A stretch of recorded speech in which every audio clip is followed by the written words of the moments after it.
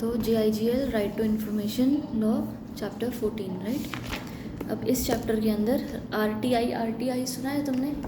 Normal RTI file कर दो, RTI कर दो, कुछ कहीं पर ये ना चीज़ के बारे में थोड़ा बहुत कहीं पर अगर कभी पढ़ोगे कभी सुनोगे ना तो पता लगेगा। तो मैं पता है जैसे वो पता है पीछे एक ऐसे न्यूज़ आई थी कि इलेक्शन में बहुत प्रॉब्लम हुई, वैसे बहुत सारा राहुल गांधी की वीडियोस आई थी कि देखो ये वोटर कार्ड है, ये लोग बहुत गलत नाम वाले वोट्स हैं। याद है जैसे AABBCD से कुछ भी लिखा हुआ है, हाउस नंबर 0 है, ऐसा याद है? कुछ ऐसा भी रिसेंट न्यूज़ आई थी। ये सारी न्यूज़ में क्या हुआ था ना कि ना राहुल गांधी ने कोई वीडियो और सारा कुछ डेटा निकलवाया था, जिस वीडियो के अंदर ऐसा बताया था कि ना इतने सारे नकली जाली वोटर्स हैं, मतलब कि सच में है ही, एग्जिस्ट ही नहीं करता। हाउस नंबर 0 नाम कुछ भी नहीं, एक ही बंदे का 6 नाम दिए हुए हैं, तो ऐसे भी बहुत सारा था। तो ये सारी जो चीज़ें हैं राइट, ये क्या था, ये बोल रहे थे कि भाई ये तो नकली वोट्स हैं, सच में ऐसे वोट्स हो ही नहीं रख सकते, ऐसे सब गलत नाम है, झूठा नाम है, सब कुछ आ गया। ठीक है, तो जब इतना सारा बोला करेक्ट, तो ये सारी चीज़ें एग्जैक्टली कहाँ से इन्फॉर्मेशन मिलती है तुमको कि आपके पास हक आ जाता है कि आप ऐसी गवर्नमेंट की प्राइवेट इन्फॉर्मेशन निकाल लो, अंदर से इन्फॉर्मेशन निकालो कि कौन कितनी वोट दिया, कौन कितने पैसे डाला। देखो वो पता है PM केयर्स फंड एक होता है, एक है ना जैसे ना अलग अलग गवर्नमेंट के फंड्स होते हैं जिसके अंदर आप पैसा डिपॉजिट कर सकते हो। वो पैसा जो आप डिपॉजिट करोगे ना उसमें आपको कुछ टाइम बाद रिटर्न मिल जाएगा ऐसा। ठीक है, तो ये होता है। बाकी उसी को ही फंड को ऐसे डोनेशन भी करते हैं। जब आपको कोरोना के टाइम पर बहुत सारे बड़े बड़े लोगों ने गवर्नमेंट को डोनेशंस करी थी ताकि वो लोग फिर हॉस्पिटल्स में ऑक्सीजन सिलेंडर्स ये वो पहुँचा पाएँ राइट। तो इतना सब हुआ, तो उस PM केयर्स फंड में कितना पैसा गया नहीं पता, उसका अगर इन्फॉर्मेशन निकालनी तो कैसे निकलेगी राइट। तो ये कुछ चीज़ें होती हैं जहाँ पर हम बोलते हैं कि क्योंकि हम एक डेमोक्रेसी है, और तुम डेमोक्रेसी तो ही एक्सरसाइज कर पाओगे ना अगर तुम्हें पता होगा कि क्या चल रहा है। अगर तुझे पता ही नहीं है कि क्या चल रहा है तो काहे की डेमोक्रेसी होगी कि मुझे हक दो, ये गलत हो रहा है, मेरे पास राइट टू स्पीच है, मेरे पास इक्वालिटी है। स्पीच तो जब तेरे पास नॉलेज हो, इक्वालिटी तब जो तेरे को पता हो कि किसी और के साथ हो रहा है जो, या तेरे साथ जो हो रहा है वो अनइक्वल है। तो the emergence of fundamental rights is only because you have the right to information। RTI एक ऐसी राइट, एक ऐसा हक देती है इंडिया के पब्लिक को, जिनको ये बोला जाता है कि आपको अगर कुछ भी जानना है ना तो आपके पास पूरी अथॉरिटी है, आप वो जान सकते हो। ठीक है, that is the right to know, right to be informed, right to have the information. Modi अगर वोट्स अगर नकली हैं भी या कुछ भी प्रॉब्लम है तो इस बारे में कैसे पता लगेगा? राइट टू इन्फॉर्मेशन फाइल करके कि गलत वोट्स कहाँ से आए, PM केयर्स फंड में कितना पैसा है, सिंपल चीज़ें कि किस बंदे की कितनी सैलरी है, किस बंदे की, मतलब गवर्नमेंट ऑफिशियल्स में ये बंदा कितनी सैलरी लेता है, छोटी चीज़ें हैं। तो आप राइट टू इन्फॉर्मेशन फाइल कर सकते हो ऑफ कोर्स, लेकिन right to information government officials के खिलाफ ही फाइल हो सकती है, प्राइवेट बंदे के तेरे खिलाफ राइट टू इन्फॉर्मेशन थोड़ी फाइल होगी राइट। तो ऐसी कुछ चीज़ें हैं जो हम इस चैप्टर में देख रहे हैं कि आपके पास ये राइट है टू नो। ठीक, अब ये वाली राइट्स कैसे एक्सरसाइज होती हैं, क्या होता है, जैसे कि तुम राइट टू इन्फॉर्मेशन तुझे फाइल करनी है तो तू कहाँ फाइल करेगी, ये भी तो बात है ना। तो usually the information the right is filed with the courts. ठीक है, कोर्ट को आप फाइल करते हो, कोर्ट अगर तुम्हारी राइट टू इन्फॉर्मेशन को ऑनर कर रहा है, ठीक है, अगर बोलता है कि हाँ ये राइट सही राइट है, तुम सही जगह पर एक्सरसाइज करो। ऐसे कुछ भी जानना है, मुझे जानना है कि हम लोग सारा का सारा आर्मी वाले अपना सीक्रेट बेस कहाँ बनाते हैं, ये मुझे जानना है, तो ये मना कर देंगे मुझे, है ना, कंट्री के नेशनैलिटी के इंटरेस्ट के खिलाफ हो जाएगा। तो इसलिए ही आपको राइट टू इन्फॉर्मेशन कोर्ट को देते हो, कोर्ट डिसाइड करता है कि इन्फॉर्मेशन जाननी ज़रूरी है या नहीं, फिर कोर्ट ऑर्डर करेगा उस गवर्नमेंट बॉडी को जिसको बोला जाएगा कि भाई तो इसको इन्फॉर्मेशन निकाल के दे। आया, बस ये बेसिक स्ट्रक्चर है पूरे चैप्टर का। अभी अपने चैप्टर पढ़ेंगे ना तो थोड़ा बेटर समझ में आएगा। पहला फटाफट जो फर्स्ट डब्बा ही है ना, सिर्फ वो देख ले क्या लिखा हुआ है। राइट टू इन्फॉर्मेशन तेरा अलग क्यों है, हाँ, right to information act 2005 is an act to provide for setting out the practical regime of right to information for citizens to secure access to information under the control of public authorities. हमारे पास ये right दी जाती है कि हम access कर सके वो वाली इन्फॉर्मेशन जो पब्लिक अथॉरिटीज यानी कि गवर्नमेंट के पास है. In order to promote transparency and accountability in the working of every public authority, the constitution of a central information commission and state information commission and for matters connected therewith or incidental thereto.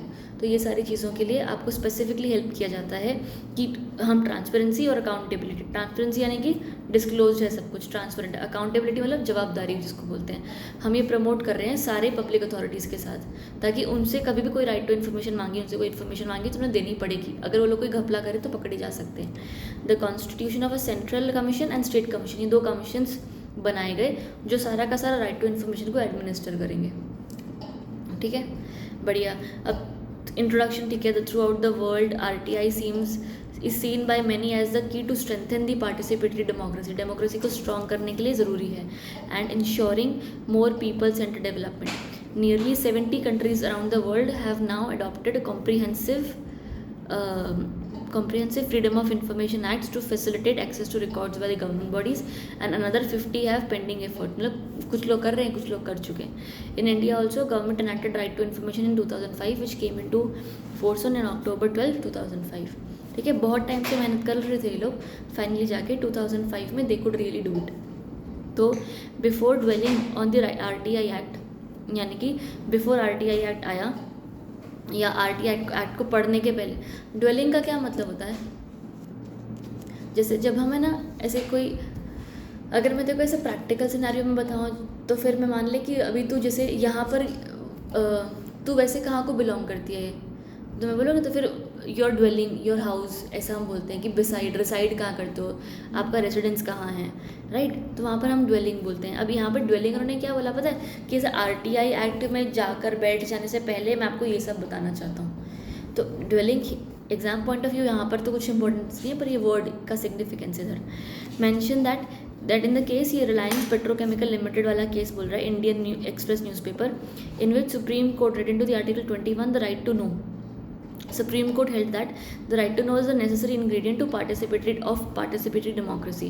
In view of transnational developments, when distances are shrinking, international communities are coming together for cooperation in various spheres and they are moving towards global perspective. ठीक है, तो RTI की तरफ से आप ये बोल रहे हैं कि क्योंकि इतना ज़्यादा ग्लोबली हम इकट्ठे हो रहे हैं, लोग इकट्ठे आ रहे हैं, ग्लोबल इकोनॉमी बन रही है, डिस्टेंस कम हो रहा है लोगों के बीच में, ऐसा बोल सकते हो ना आप. डिस्टेंस कम हो रहा है का मतलब जैसे ऑफकोर्स आज अगर मुझे यहाँ से दुबई जाना है तो इट इज़ ईजियर, राइट. ऐसा मेरे को लगेगा कि हाँ 3 घंटे की फ्लाइट है, मैं अभी निकल सकती हूँ, ऐसा है. आपको इतना प्लान सोचना नहीं पड़ेगा.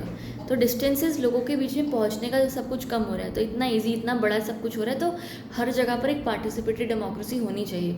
सबको पता होना चाहिए, सब इन्फॉर्म्ड होने चाहिए, सबको नॉलेज होनी चाहिए कि क्या चल रहा है देश में. अगला paragraph, added it may be pointed out that the right to impart and receive information is a species of right to freedom. एक तरीके का राइट टू फ्रीडम है कि हमारे पास पूरा हक है जानने का, चीज़ें पता होने का और चीज़ों को बताने का. ठीक है, ऑफ स्पीच एंड एक्सप्रेशन.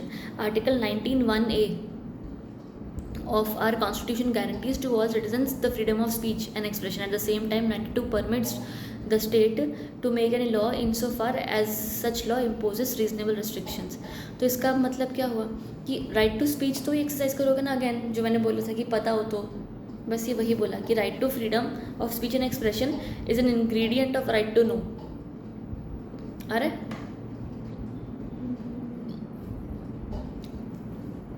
कर ले एक बार से थोड़ा सा ऊपर से.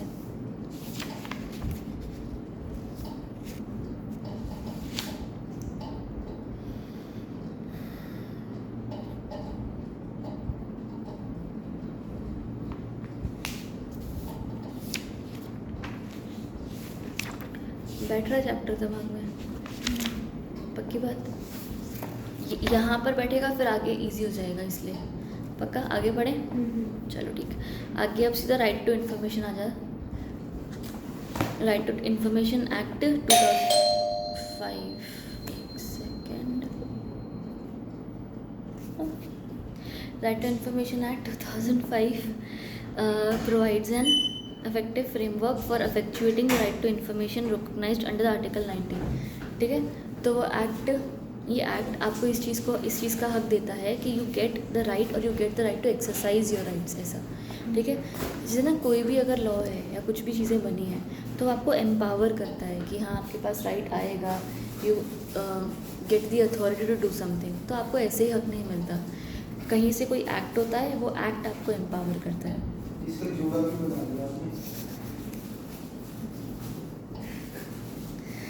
देखो तुम गुद कर देना बाद में ऊपर ऊपर तू गया ना तो गई। So it may be pointed out that the Right to Information Bill was passed by the Lok Sabha on May 11, 2005 and Rajya Sabha 2005 received the assent president। ठीक है, बढ़िया। उसके बाद तेरे फीचर्स आ गए। The RTI extends to whole of India. Fine provides a very definite day for its commencement, that is 120 days from the enactment। इसका मतलब समझ में आया? देखो अब है ना, एकदम से RTI लागू हो गया। अगर लागू हो गया तो सबके तो हाथ पैर पड़ जाएंगे ना, सब बताना पड़ जाएगा कल से। इसलिए अथॉरिटीज़ को टाइम दिया गया कि हम आज लागू कर रहे हैं और 120 के दिन के अंदर अंदर अपने सारे रिकॉर्ड्स जो हैं, सारे अफेयर्स जो हैं वो प्रॉपर इन्फॉर्म कर लो, ताकि हम 120 दिन के बाद इस एक्ट को प्रॉपरली अनैक्ट कर दिया जाएगा and then it will be enforced. ठीक है, तो लागू हुआ है जून 15, 2005 को। उसके बाद 120 दिन दिए हैं सारी अथॉरिटीज़ को अपने अफेयर्स को इन लाइन करने के लिए। उसके बाद से जो बंदा जो इन्फॉर्मेशन मांगेगा तुम्हें देनी पड़ेगी, ऑफ कोर्स बाय कोर्ट जिसको अलाउ करता है। ठीक है, उसके बाद applies to all public authorities. फिर all citizen shall have the right to information subject to providing, ठीक है, प्रोविजन इन द एक्ट। फिर PIO Public Information Officers और Assistant Public Information Officers will be responsible to deal with the request for information। अब इसका मतलब आगे हम है ना PIO के बारे में पढ़ेंगे। PIO कौन है? इस एक्ट के अंदर ऐसा बोला गया कि यार जो भी गवर्नमेंट अथॉरिटी होगी ना, उस किसी भी गवर्नमेंट अथॉरिटी में एक बंदे का नाम रख दो PIO। ठीक है, अगर उस अथॉरिटी के पास कोई भी राइट टू इन्फॉर्मेशन का आया रिक्वेस्ट, ठीक है, तो वो PIO रिस्पॉन्सिबल होगा टू प्रोवाइड द इन्फॉर्मेशन। अरे तो PIO कुछ नहीं, एक ऑफिसर है जो किसी अथॉरिटी में काम करता है और उसका ये काम है कि अगर RTI आई तो वो इन्फॉर्मेशन दे दे। ठीक, fees will be payable by the applicant depending on the nature. जब आप RTI फाइल करते हो साथ में फ़ीस देते हो। फिर certain categories of information have been accepted, कुछ चीज़ों हैं जिनको डिस्क्लोजर नहीं किया जाएगा। उसके अलावा intelligence and security agencies have been accepted, कि इनसे आप कुछ नहीं पूछ सकते। ठीक है, उसके बाद तुम्हारा objective as stated above, RTI act confers on all the citizens right to information. बढ़िया। फिर the act provides for setting out the practical regime of right to information for citizens to secure access to, ये same लिखा हुआ है paragraph, from public authorities to promote transparency etcetera. तुम्हारा case है अभी नीचे, हाँ ये कर लेते हैं। Anjali Bhardwaj and others versus Union of India. इस केस में क्या हुआ था, इस ऑनरेबल सुप्रीम कोर्ट जो है ना, उसने बोला कि there is a definite link between ये right to information and good governance, कि अगर आपको अच्छे से गवर्न करना है पूरी कंट्री को तो राइट टू इन्फॉर्मेशन देनी ही पड़ेगी। तुम बिना कुछ बताए, बिना कुछ पूछे, बिना कुछ किसी को इन्फॉर्मेशन दिए बोल सकते हो हाँ यहाँ पर तो सब अच्छा है। अरे ऐसे कैसे हो सकता है, राइट? तो अच्छी गवर्नमेंट, अच्छी गवर्नेंस और राइट टू इन्फॉर्मेशन के बीच में बहुत बड़ा लिंक है, बस इतना मेन। बाकी उसने फिर पॉइंट्स दिए, ट्रांसपेरेंसी होगी, सिटीजन इन्फॉर्म्ड होंगे, अकाउंटेबिलिटी बढ़ेगी और करप्शन कम होगा। सही। Straight away come to the definitions. उसके अंदर पहली डेफिनेशन PIO, मैं देखो बताया ना, कोई भी अथॉरिटी के अंदर कोई बंदा, तो वही मीन्स एनी अथॉरिटी और अ बॉडी ऑफ इंस्टीट्यूशंस। अब ये वो है पब्लिक अथॉरिटी है, फिर इसके अंदर एक PIO होगा। तो कोई भी बॉडी जो गवर्नमेंट कंट्रोल होगी वो पब्लिक अथॉरिटी होगी। अथॉरिटी और body of institutions self government established और कंस्टिट्यूटेड बाय और अंडर द कॉन्स्टिट्यूशन, या पार्लियामेंट या स्टेट लेजिस्लेचर या गवर्नमेंट ने उसको बोल दिया ये पब्लिक अथॉरिटी है। तो कोई भी तरीके से ये सारी public authorities and includes any body owned and controlled by ये अपनी गवर्नमेंट। ठीक है, ये ऊपर ही हुआ ना, तब साथ में ही इकट्ठा हो गया। And includes any body owned controlled और सब्सटैंशली फाइनेंस्ड। फाइनेंस मतलब उसको पैसे वहाँ से मिल रहे हैं, सब्सटैंशली मतलब मेजॉरिटी।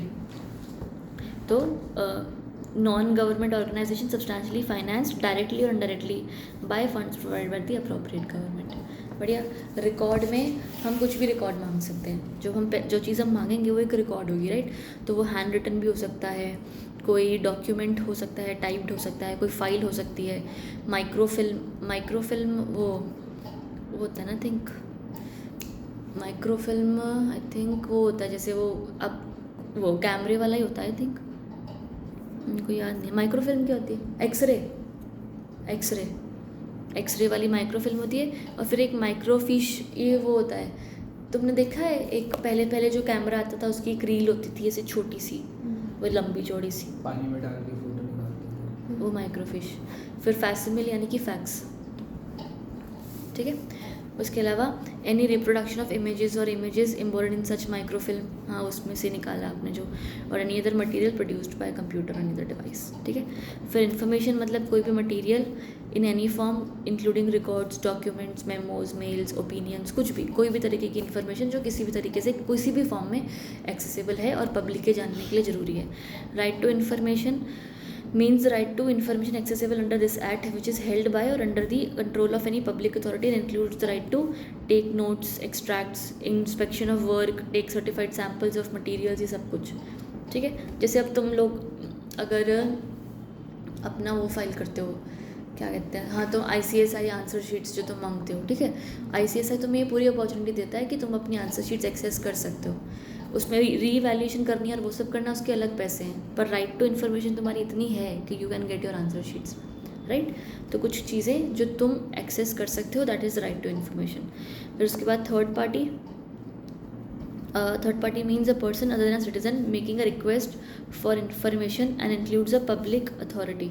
तो कोई भी third party, it can be other than citizen बोल दिया ना, तो अदर देन सिटीज़न के अंदर कौन आ सकता है?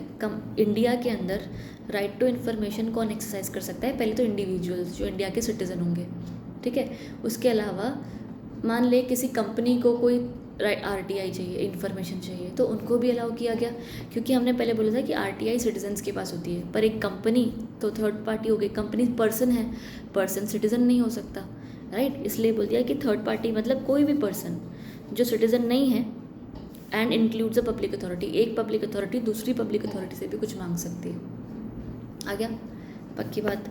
उसके बाद ऑब्लिगेशंस ऑफ पब्लिक अथॉरिटी, सीधा ये सेक्शन है ना, उस पर आ जाए, section 4(1)(b). Every public authority has to publish within 120 days of the enactment of this act particulars of its organisation functions and duties.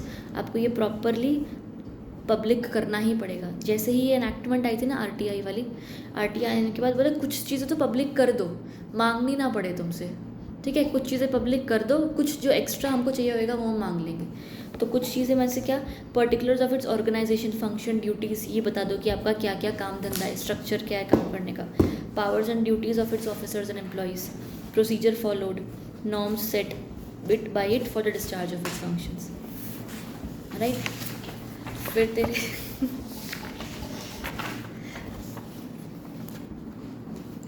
करते हैं उसको भी, ये तो लिखने वाले सवाल है ना, तो कोई बोलने वाला लिखते हैं, ये रहना है डेजिग्नेशन, ये पॉइंट्स रह गए ना, ये पॉइंट्स रह गए, हाँ ये भी फालतू से पॉइंट्स है। तो एवरी, अच्छा ये है क्या था, पब्लिश, हाँ ये है, ठीक है। तो जैसे ये एक्ट आएगा, अनैक्टमेंट के 120 दिन के अंदर आपको ये सारी इन्फॉर्मेशन पब्लिक करनी है, राइट। तो इसके अंदर वो ये वाले कुछ थे पॉइंट्स, उसके अलावा आपके रूल्स रेगुलेशंस क्या हैं, एम्प्लॉयज़ के क्या रूल्स रेगुलेशंस हैं, statement of the categories of the documents, कोई अरेंजमेंट्स एग्जिस्ट, बोर्ड काउंसिल आपके कौन से, कमिटीज़ कौन सी हैं। तो इसमें से कुछ 5-6 पॉइंट्स देख लेना कि जितना याद करने वाला, बाकी इसका कोई केस पेश तो कुछ खास है नहीं इसके अंदर, एक है ना, सारे पॉइंट्स रीड करके 5-6 याद कर लेना। रीड में क्यों बोल रही हूँ, मान ले कोई ऐसा कोई क्वेश्चन आता है कि पब्लिक अथॉरिटी को ये चीज़ पब्लिक करनी थी बट उसने नहीं करी, तो कोई इनैक्टमेंट किया गया, वाज द इनैक्टमेंट करेक्ट, ऐसे, ठीक है। उसके बाद designation of public information officers, PIO। अब ये पब्लिक, ये वाले PIOs आ गए, जो ऑफिसर्स जो हर अथॉरिटी के अंदर होते हैं। Every public authority has to designate in all administrative units और ऑफिसेज ऑफ सेंट्रल और state PIO to provide information to persons who have made a request for the information, है ना. पब्लिक अथॉरिटीज़ हमने देखी कौन सी थी, तो हर पब्लिक अथॉरिटी को अपने ऑफिस के अंदर एक बंदा डेजिग्नेट करना पड़ता है as in the name of PIO. PIO दो, एक CPIO और एक SPIO, एक सेंट्रल और एक स्टेट, ठीक है, दो. फिर designate at each sub divisional level और सब डिस्ट्रिक्ट लेवल सेंट्रल असिस्टेंट और state assistant PIO, CAPIO, CSAPIO. तो यानी कि एक असिस्टेंट भी डेजिग्नेट करना पड़ता है डिस्ट्रिक्ट लेवल्स पर, ठीक. And to receive the applications. फिर lastly, no reason to be given by the person making request for information except those that may be necessary for contacting. आया, पक्की बात है. तो 4 ऑफिसर्स की बात हुई है यहाँ पर, सेंट्रल PIO, स्टेट PIO. ये लोग कौन होंगे, जो मेन ऑफिस के अंदर डेजिग्नेट किए जाएंगे टू प्रोवाइड इन्फॉर्मेशन. इसी के ही असिस्टेंट्स होंगे जो डिस्ट्रिक्ट लेवल पर काम करेंगे, जो इन्फॉर्मेशन की रिक्वेस्ट रिसीव करेंगे, राइट. उसके बाद रिक्वेस्ट फॉर ऑब्टेनिंग इन्फॉर्मेशन आपको रिक्वेस्ट करोगे जब भी, specifies the manner in which request may be made by a citizen to the authority for obtaining information. It also provides for transferring the request to other concern public authority who may hold the information, है ना. इसका मतलब क्या हुआ कि जैसे अगर मैंने तुझे कोई इन्फॉर्मेशन दी, तुझे इन्फॉर्मेशन तुझे रिक्वेस्ट दी, इन्फॉर्मेशन की, तेरे पास वो इन्फॉर्मेशन है तो मुझे डेजिग्नेटेड टाइम में as per the process information दे देगी. मान ले तेरे पास है ही नहीं, तेरा कोई और डिपार्टमेंट वो इन्फॉर्मेशन संभालता है, या तो तेरे पास वो इन्फॉर्मेशन कभी थी ही नहीं, तो उस रिक्वेस्ट को ऐसे फाड़ के फेंकेगी नहीं, तो उस रिक्वेस्ट को राइटफुल पर्सन को दे देगी, ठीक है. तो यहाँ पर देख ले, application to be submitted in writing or electronically with the prescribed fees to the PIO को आप इन्फॉर्मेशन दे दोगे, उसके कंपनी में जो भी PIO होगा. एप्लीकेशन दोगे, information to be provided within 30 दिन. कौन ये इन्फॉर्मेशन देगा, PIO, शाबाश. तो 30 डेज़ के अंदर वो इन्फॉर्मेशन दे देगा. 35 days with the request is given to assistant PIO. अगर हमने असिस्टेंट को रिक्वेस्ट दी है तो फिर वो आगे भी तो देगा ना रिक्वेस्ट, क्योंकि इन्फॉर्मेशन देने वाला PIO ही होता है. तो अगर PIO को दिया है तो 35 डेज, सीधा उसको दिया है तो 30 days. 40 days if the interest of third party was involve, यानी कि हमको किसी और थर्ड पार्टी को जैसे कि वो जैसे कंपनी ने मांगी है इन्फॉर्मेशन या एक्सेट्रा, तो इफ़ अगर ये information asked by third party है तो फिर 40 डेज, राइट. और lastly 48 hours where life or liberty is involve. बढ़िया. इसमें जो 40 डेज़ वाला है ना, वो अलग से एक वो चीज़. 40 days include maximum period plus time given to the party to make any representations. Representations मतलब अगर थर्ड पार्टी है तो थर्ड पार्टी कंपनी हुई, कंपनी में कौन बंदा, राइट. तो वो बंदा आ सकता है, कुछ इन्फॉर्मेशन चाहिए वो एक्सप्लेनेशन कर सकता है, सब चीज़ जो भी आपको कर्मकांड जो भी करने कर लो, पर 40 दिन के अंदर अंदर इन्फॉर्मेशन बंदे के पास पहुंचनी चाहिए, right. Time taken for calculation and intimation of fees excluded from the time frame. मतलब अगर मैंने इन्फॉर्मेशन मांगी, ठीक है, तो मैं तुझसे फ़ीस लूँगी और टाइम शुरू हो जाएगा 30 डेज़ का, 40 डेज़ का जो भी है, राइट. पर है ना, वो लोग है ना कई बार इसी में टाइम मांग लेते हैं कि 1 सेकंड बताओ, अच्छा आपको ये इन्फॉर्मेशन चाहिए, इसकी तो फ़ीस हमारी डेजिग्नेटेड नहीं है, इसकी फ़ीस मैं चेक करता हूँ कितनी है. चेक करने में उसने हफ्ता लगा दिया, तुमने अब तक पैसे तो दिए नहीं, उसने फ़ीस सिर्फ मांगी है कि देना, कितनी देना नहीं पता. तो एक टाइम वो लोग ऐसा डेजिग्नेट कर देते हैं कि ये टाइम है टू कैलकुलेट द फीस, वो टाइम इंक्लूड नहीं होगा उस 30-40 दिन के अंदर. उसके अलावा no action on application for 30 days is deemed refusal. अगर तुमने 30 दिन में कुछ भी नहीं किया, इन्फॉर्मेशन नहीं चाहिए मेरे को 30 दिन में, पर अगर कोई एक्शन भी नहीं लिया तो हमने मान लिया जाएगा कि तुमने इन्फॉर्मेशन देने से मना कर दिया. और अगला, no fee for delayed response. अगर तुमने डिले कर दिया तो हम फीस नहीं देंगे. A public authority received RTI application from H, कोई होगा. The information sought for concerns the life and liberty. Life and liberty की information तो कितने दिन में चाहिए, सिर्फ life and liberty लास्ट डब्बा 48 आवर्स, राइट. ये आ गया. उसके बाद ड्यूटीज़ ऑफ अ PIO आ जा. ड्यूटीज़ क्या होगा, PIO की क्या ड्यूटी होगी, यही वाली टाइम लाइन को करे, इन्फॉर्मेशन दे, टाइम से दे, रिक्वेस्ट ले ले, बस. तो PIO shall deal with request from persons seeking information and where the request cannot be made in writing to render reasonable assistance to the person to reduce the same in writing. आया. जो information मुझे चाहिए वो information मैं मांग return में ही सकती हूँ, राइट. तो मैं तुझे जो एप्लीकेशन दूंगी, मान ले मैं रिटर्न नहीं कर पा रही हूँ, तो तू ही मुझे हेल्प कर दे. PIO ही बोल देगा कि बता क्या है, क्या इन्फॉर्मेशन है, हम रिटर्न में करवा देते हैं तुझे, ठीक है. वो हुआ. If the information requested for is held by or its subject matter is closely connected with the functions of another public authority. तो PIO shall transfer within 5 दिन the request to that public authority and inform the applicant immediately कि मैंने तेरी information वहाँ transfer कर दी, तेरे को information वहाँ से मिल जाएगी, ठीक है। PIO may seek assistance of any other officer for the proper discharge of his or her duties. PIO on receipt of a request shall as expeditiously as possible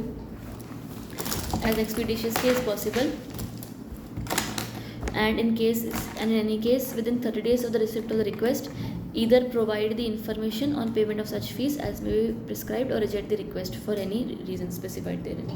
आया पढ़ा पक्की बात।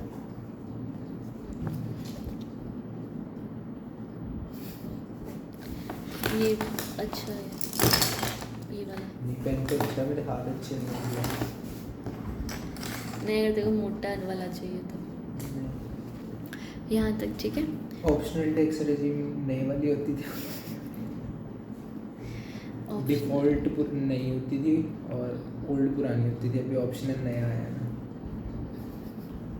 ऑप्शनल पुराना होगा।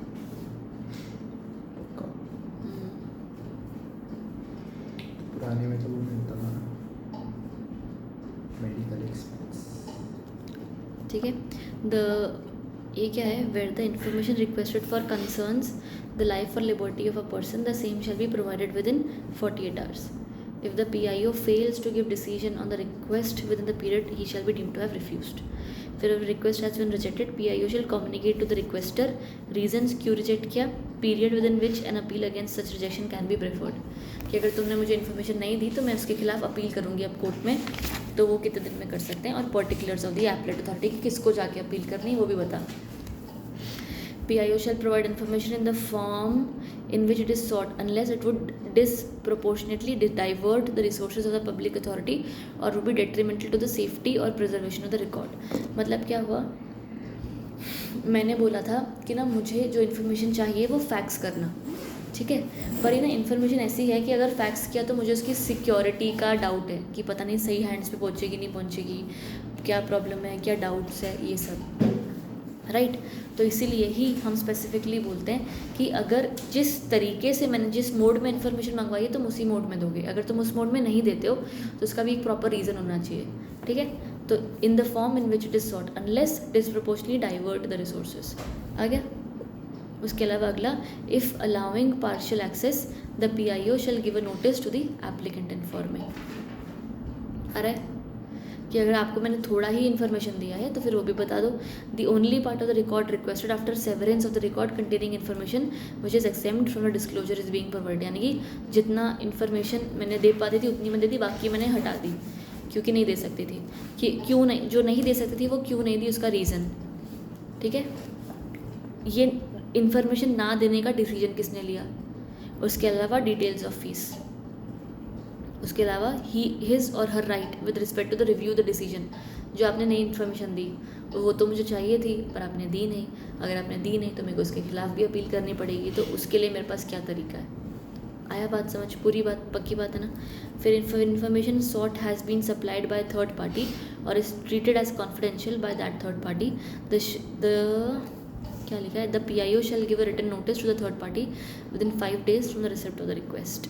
मतलब क्या हुआ कि इफ़ इन्फॉर्मेशन जो सॉर्ट है वो has been supplied by third party है, जैसे कि तूने मुझसे कोई इन्फॉर्मेशन मांगी, वो मेरे पास है नहीं, मैंने वो इन्फॉर्मेशन इससे लेकर तुझे दी है, राइट, पर वो इन्फॉर्मेशन कॉन्फिडेंशियल इन्फॉर्मेशन है, तो मैं तुझे वो हर एक चीज़ बताऊंगी।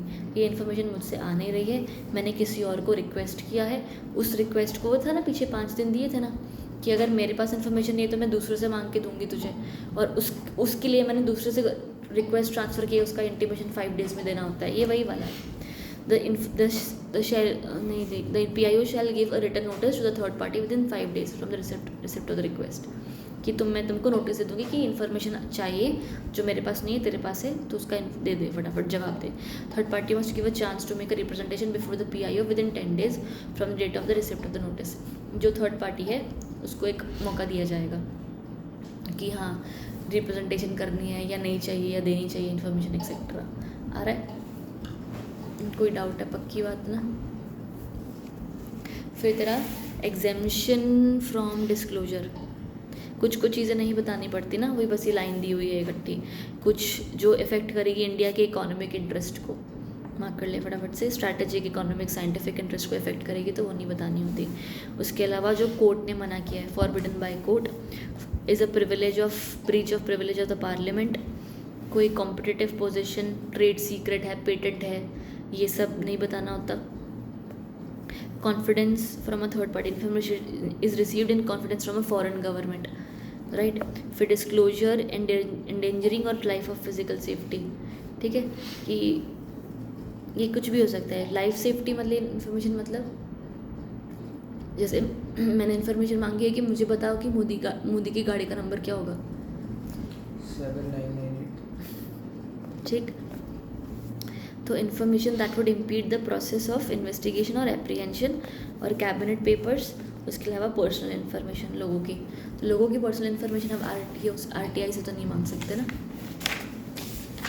फिर तेरा क्या है, provided that the decision of the Council of Ministers, the reasons thereof and the materials on the basis of which the decisions were taken, वो भी पब्लिक किए जाएंगे कि किस हिसाब से डिसीजन लेते हो। Matters which come under the exemption specified in the session shell not B disclosed, कि भाई क्या मैटर्स हैं ऐसे जो डिस्क्लोज नहीं किए जा सकते एक्सेट्रा, वो एग्जेम्पशन वो भी बताओ। And the information which can not be denied to the parliament or state legislature shall not be denied to any person. Point समझ में आया कि जो चीज़ सरकार को तुम बता सकते हो वो फिर सरकार को जनता को भी बता सकते हो। आया?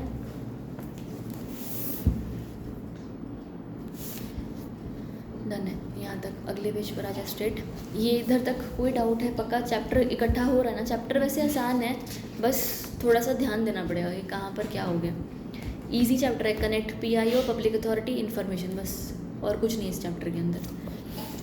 रिजेक्शन ऑफ रिक्वेस्ट, रिजेक्ट कर दिया तो किसके पास पावर है, और अगर रिजेक्ट किया तो क्यों किया तो डिसीजन दे दो।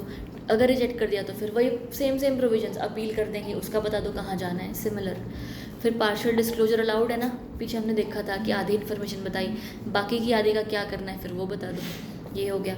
हु इज़ एक्सक्लूडेड, वो भी हमने पीछे देखा था, फीचर्स के अंदर देखा था ना, इंटेलिजेंस एजेंसीज, ये सबको बोला गया कि आर्म्ड फोर्सेस, कि भाई तुम इन्फॉर्मेशन मत दो, इंटेलिजेंस एजेंसी है। अभी कोई कुछ बंदा कोई कर रहा है, कोई यहाँ पे दिया ना दिख रहा, कोई directorate of revenue intelligence, economic affairs intelligence, है ना, तो ये सारों को बोला है कि यू आर एक तरीके से CBI और सबको कि भाई तुम मत दो इन्फॉर्मेशन, तुम्हारा चलेगा, ठीक। उसके अलावा the exclusion however is not absolute, second paragraph, and these organizations have an obligation to provide information pertaining to allegations of corruption and human right violations। अगर मेरे को लगता है कि इन लोगों ने कोई भी तरीके का करप्शन किया है या ह्यूमन राइट्स को वायलेट किया है, उसके रिगार्डिंग में इन्फॉर्मेशन मांगे तो वो तुम्हें देनी पड़ेगी, ठीक है। Further information related to allegations of human right violation shall be given only with the approval of the central information commission within 45 days from the date of receipt of the request। Central information commission कौन सी थी?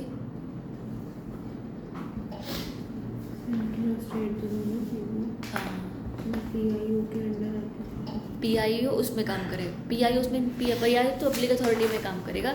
मैं देखो बोलते हैं कि 2 commissions होती हैं, जो ये 2 कमीशंस होंगी ये पूरे एक्ट को एडमिनिस्टर करेगी, ठीक है, central information commission or state information commission. उसके अलावा डिस्ट्रिक्ट्स में जो होंगे वहाँ पर असिस्टेंट वाले बैठे होते हैं, राइट। फिर इन्फॉर्मेशन कमीशन के बारे में आ ही गया अब सारा, कि central information commission is construed by the central government through a gazette notification. Central information commission consist of chief information commissioner, central information commissioner not exceeding 10।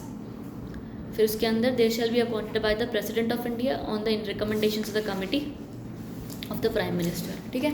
वैसे एकदम बहुत टॉप अथॉरिटी है ये। हम डेमोक्रेसी, हम right to information, right to freedom, right to speech, ये सब protect कर रहे हैं RTI के द्वारा। तो ये कमीशन अच्छी नॉलेज वाली होगी, प्रॉपर ऐसा, ठीक है।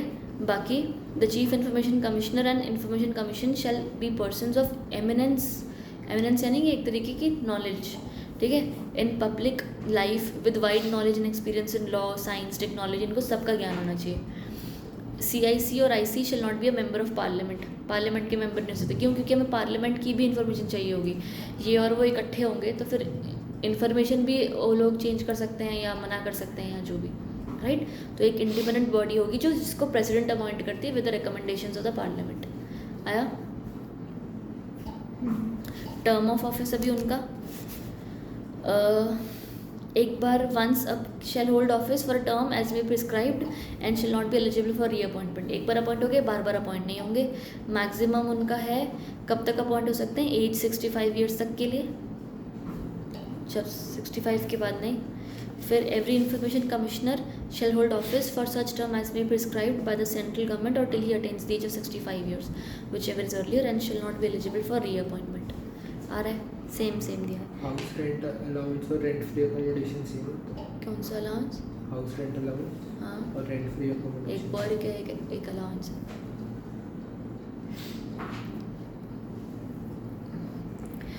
तो ये टोटल टर्म 5 साल का ये दिया हुआ ना यहाँ पर, वो मार्क कर कि information commission is appointed as a chief information commission, his term of office shall not be more than 5 years as the information commissioner and chief information commissioner total. ठीक है, वो दोनों तभी हैं, एक 65 years और एक 5 years। 5 years ख़त्म हो गए तो भी छोड़ना पड़ेगा, 5 years ख़त्म नहीं हुए पर वो 65 साल का हो गया सब भी छोड़ना पड़ेगा। उसके अलावा ये लोग ओथ लेकर अपना ऑफिस रिज्यूम करते हैं। 3rd point टेक ओथ लिखा है, मिला 5th point में नहीं, 5th नहीं 3rd point में, सॉरी 4th 5th चलेगा। एक रीड मार्क कर ले 4th point के बाद से, सही। आगे तेरे अभी स्टेट, हाँ ये सारे। फिर तेरा नेक्स्ट स्टेट इन्फॉर्मेशन कमीशन, वहाँ पर स्टेट वाले गवर्नमेंट के बंदे होंगे, गेजेटेड ऑफिस। एक स्टेट चीफ इन्फॉर्मेशन कमिश्नर होगा एंड नॉट मोर देन 10 बंदे होंगे अपॉइंटेड बाय द गवर्नर। वहाँ पर प्रेसिडेंट अपॉइंट हो रहा था ना, प्रेसिडेंट करता है, फिर गवर्नर कर देगा कैबिनेट के थ्रू, सब कुछ बंदे इकट्ठे मिलकर नॉमिनेट करेंगे। यहाँ पर भी टर्म 65 years, सेंट्रल गवर्नमेंट 5 साल, सेम है, 3 points एग्जैक्ट सेम है। डन है। बाकी तेरे पावर ऑफ इंफॉर्मेशन कमीशन, तो द सेंट्रल इंफॉर्मेशन कमीशन यानी कि CIC और SIC has the duty to receive complaint from any person. किससे? कोई भी पब्लिक अथॉरिटी, कोई भी सिटीज़न इन लोगों को कंप्लेन कर सकता है। जैसे अगर मान ले कि मुझे लगता है कि मुझे इन्फॉर्मेशन नहीं मिली, या मेरे को ना कोई रेवेन्यू डिपार्टमेंट था किसी स्टेट का, वहाँ से मुझे कोई इन्फॉर्मेशन चाहिए थी। जब मैं वहाँ पर गई कि मुझे कोई पॉइंट है इस पर इन्फॉर्मेशन चाहिए, तो उन्होंने बोला हमारा ना अभी PIO अपॉइंट नहीं हुआ है, वो अपॉइंट होगा तो फिर आपकी इन्फॉर्मेशन को एड्रेस कर दिया जाएगा। तो मैं वापस 1 आधे महीने बाद दोबारा गई, PIO ही नहीं अपॉइंट कर रहे वो लोग, तो मैं इस चीज़ का भी कंप्लेन कर सकती हूँ। क्योंकि ये लोग फिर बोल देंगे ना कि बंदा ही नहीं है तो फिर हम कैसे करें, राइट। तो अगर ऐसा कुछ होगा तो मैं कंप्लेन करूँगी, फिर जो कमीशन होगा फिर वो उनको कोई तरीके का ऑर्डर पास करेगी कि बंदा अपॉइंट कर लो कल के कल, या तो अगर कोई भी अपॉइंटेड नहीं है तो any person of this much authority is designated as a PIO whatever, right. तो what are the types of complaints which you can make to the commission are this, कि which who has not been able to submit an information request because a PIO has not been appointed. दूसरा कि मैंने information का request डाला था पर वो reject हो गया। Disclosure could cause a breach of privilege of parliament or state legislature, कि ऐसा कुछ इन्फॉर्मेशन है जो लोग नहीं दे रहे हैं पर क्योंकि वो लोग बोल रहे हैं कि पार्लियामेंट ब्रीच हो जाएगा, तो मुझे इन्फॉर्मेशन चाहिए थी, मैं कंप्लेन कर दूंगी। अगर सच में ब्रीच हो रहा होगा तो मना हो जाएगी, नहीं हो रहा होगा तो हाँ हो जाएगी। फिर कोई रिस्पॉन्स नहीं आया बहुत दिन से, कोई फीस जो चार्ज करी है वो अनरीजनेबल है, मुझे लग रहा है कि इन्फॉर्मेशन फॉल्स है या इनकम्प्लीट है, या तो in any other matter related to this. आ गया। तो ये सब चीज़ों के लिए आप उनको कंप्लेन कर सकते हो। आगे नीचे वाले पॉइंट्स पढ़ ले। If commission feels satisfied an inquiry may be initiated and while initiating an inquiry the commission has the powers of the civil code. एक कोर्ट की जो पावर्स होती है ना वो भी इसकी होंगी। कोर्ट की क्या पावर्स होती है?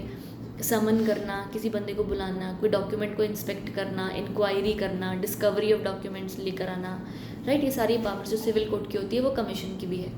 बढ़िया। फिर आगे, the central information commission or state information commission during the inquiry or any complaint under this act may examine any record which is under the control of the public authority and no such record may be withheld from it on any grounds. आया? पक्की बात ना? फिर तेरे appellate authorities आ जा। Appellate authorities मतलब अब ये PIO और ये सारा पंगा हमारा हमने देख लिया कि क्या होता है क्या नहीं। अगर मान ले तूने कहीं पर कोई अपील करी है, अपील यानी इन्फॉर्मेशन की रिक्वेस्ट करी है, तो कहाँ कहाँ अपील जाती है उसका एक तरीके से हायरार्की दिया हुआ है उन्होंने. Any person who does not receive or decision with the specified time और is aggrieved by decision of the PIO. ठीक है, PIO कौन, जो इन्फॉर्मेशन देने वाला था, उसने हमें नहीं दी, हमें उसके खिलाफ अब अपील करनी है, तो हम किसको अपील करते हैं? फर्स्ट अपील जाती है कोई भी ऑफिसर जो PIO के सुपीरियर है. ठीक है, उसी पब्लिक अथॉरिटी के अंदर. तो first appeal to the officer senior in rank in the PIO in the concerned public authority. आपको CIC यानी कि यहाँ कमीशन में आने की ज़रूरत नहीं है, कोर्ट में जाने की ज़रूरत नहीं है. आप पहले उसी गवर्नमेंट बॉडी के अंदर ही उसके बंदे वाले ऊपर वाले को बात करो. ठीक है, विद इन 30 दिन from the expiry of the prescribe time limit, जो था ना टाइम लिमिट इन्फॉर्मेशन देने का. समझ में आ रहा है कहाँ से 30 दिन शुरू हो रहे हैं?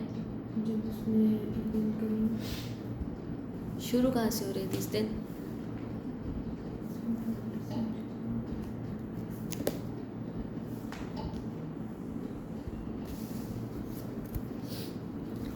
जो मैं इन्फॉर्मेशन मांगूंगी, देख अपील करनी है ना हमको, तो अपील करने के लिए मैं जब इन्फॉर्मेशन मांगती हूँ तो इन्फॉर्मेशन मांगने के बाद भी तो मैं वेट करती हूँ. उसमें वो पूरे अलग अलग दिए हुए थे, कोई के लिए 30, कोई के लिए 35, कोई के लिए 40. तो ये 30, 40, 45 जो भी नहीं दिन ख़त्म होंगे ना, जहाँ से एंड होते हैं वहाँ से 30 दिन शुरू होते हैं. ठीक है, सारे खत्म हो गए। हाँ, ये जब सारे ख़त्म हो जाएंगे तो ख़त्म हो गए कि अब इनमें इन्फॉर्मेशन नहीं मिली, तो उसके 30 दिन के अंदर अंदर मैं अपील कर सकती हूँ. First appeal to the officer in the concerned public authority within 30 दिन from the expiry of the time of or receipt of decision of delay, और जो भी भले वो कुछ भी नहीं जवाब आया तो ख़त्म होने के बाद डिले कर दिया था उसने, तो फिर डिले उसी के बाद अगर उसने जवाब मना कर दिया कि मैं नहीं दूंगा इन्फॉर्मेशन, तो उस मना करने के बाद ठीक है आप अपील करोगे 30 दिन के अंदर अंदर. उसके बाद सेकंड अपील जाएगी कमीशन को, ये जो हमने यहाँ पर पढ़े थे, स्टेट या सेंट्रल कमीशन. ठीक है, तो on the date on which decision was given or have been made by the first appeal authority. आपने सीनियर को बोला, सीनियर ने भी जवाब नहीं दिया, तो उसके बाद जाओगे CIC या SIC के पास. उसके बाद third party appeal against PIO's decision must be filed with in 30 days. ये सेम दिया हुआ है ऊपर. थर्ड पार्टी अपील सिर्फ कंपनी के लिए बोल दिया कि अगर उनको अपील करनी है तो उनको भी विद इन 30 दिन या तो 90 डेज ही करनी होती है, कुछ अलग नहीं है उनका रूल.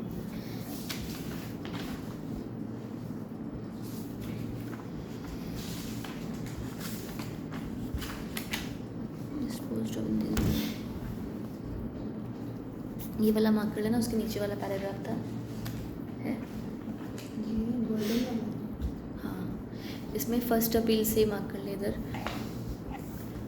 कि first appeal should be disposed of within 30 दिन from the date of its receipt or within such extended period not exceeding 45 days.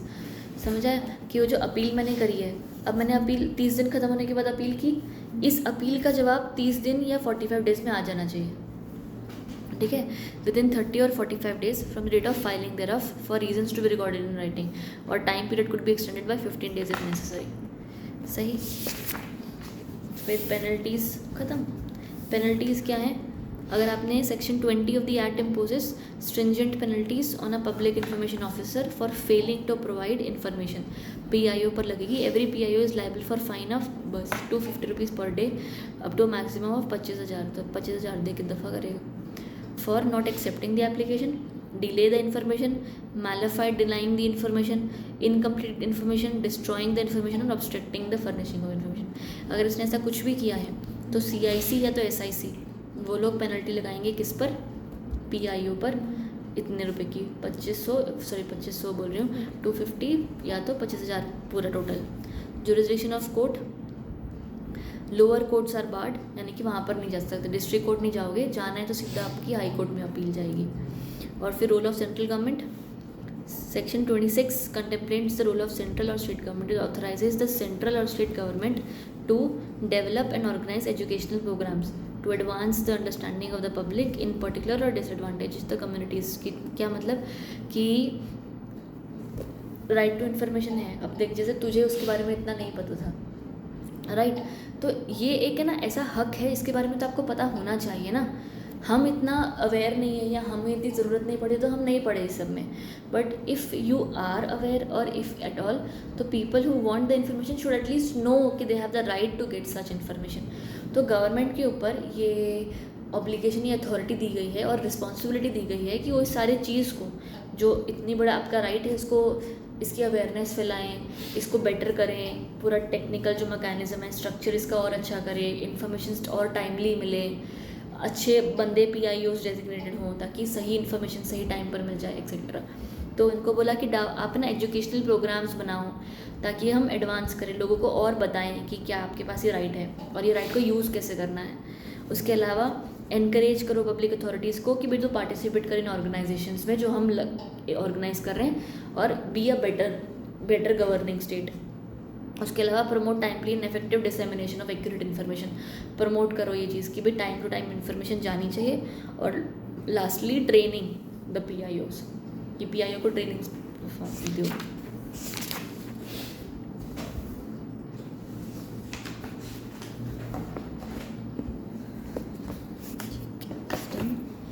एक ना ये खाली फ़ोटो खींच के ग्रुप में भेजना।